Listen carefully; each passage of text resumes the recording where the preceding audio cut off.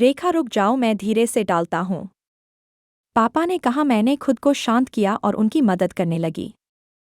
मैंने अपने पैर और फैलाए और फिर दोस्तों, मेरा नाम रेखा है। मैं 18 साल की हूँ। असल में यह मेरे सौतेले पापा है। मेरे असली पापा अब इस दुनिया में नहीं रहे। तो मेरी मम्मी दोबारा शादी की है। मेरी मम्मी की उम्र अभी 36 साल है और नए पापा का उम्र 38 साल है।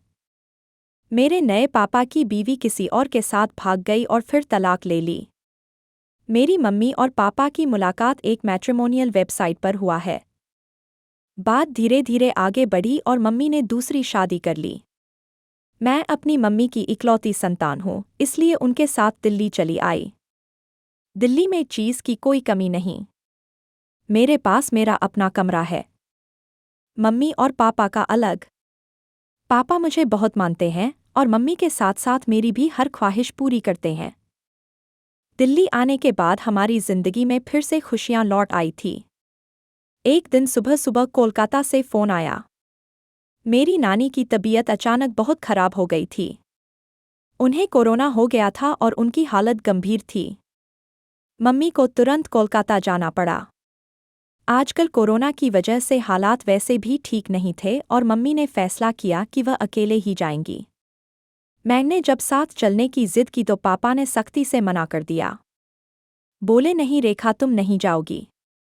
आजकल बाहर जाना सेफ नहीं है। उनकी आवाज़ में एक पिता की चिंता साफ झलक रही थी। लेकिन मेरे मन में कुछ और ही चल रहा था। मेरे अंदर एक अजीब सी गुदगुदी होने लगी। मुझे एहसास हो गया कि अब मैं और पापा दिल्ली में अकेले रहेंगे क्योंकि मम्मी कोलकाता जा रही थी। शाम को मम्मी सामान बांधकर कोलकाता के लिए निकल गई। घर में एक अजीब सा सन्नाटा था, लेकिन पापा ने उस सन्नाटे को भरने की पूरी कोशिश की। वो मेरे लिए मेरी पसंदीदा चॉकलेट्स, स्नैक्स और यहाँ तक कि एक नई डायरी भी लाए जिसमें मैं अपनी बातें लिख सकूं। वो बार बार मुझसे पूछ रहे थे, रेखा तुम ठीक तो हो ना?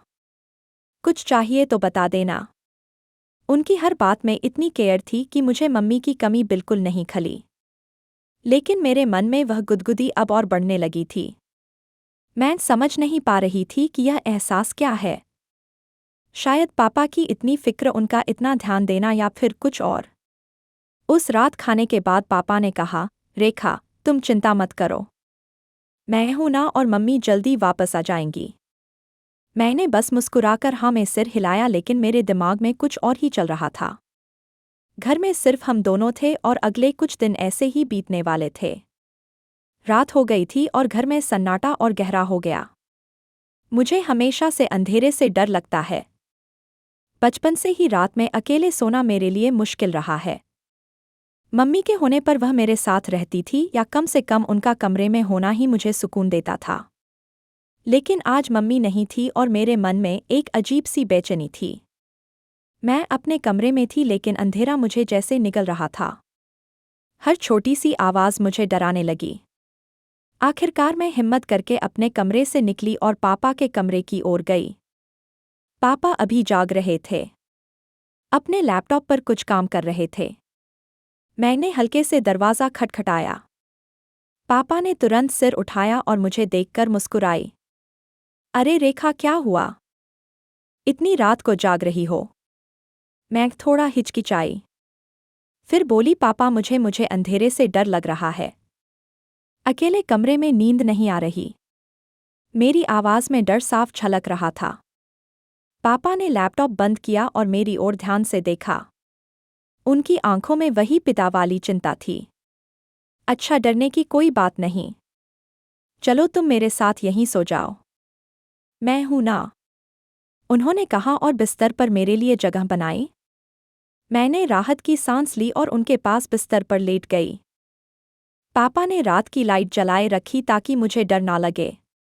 वह मेरे सिर पर हल्के से हाथ फेरते हुए बोले, रेखा तुम्हें कभी भी डर लगे तो बस मुझे बता देना, मैं हमेशा तुम्हारे लिए हूँ।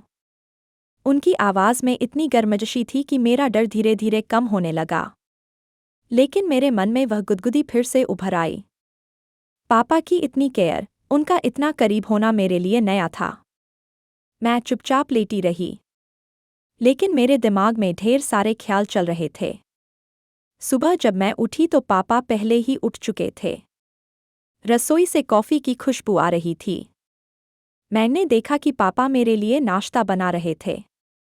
गुड मॉर्निंग रेखा। अच्छा सोई? उन्होंने हंसते हुए पूछा।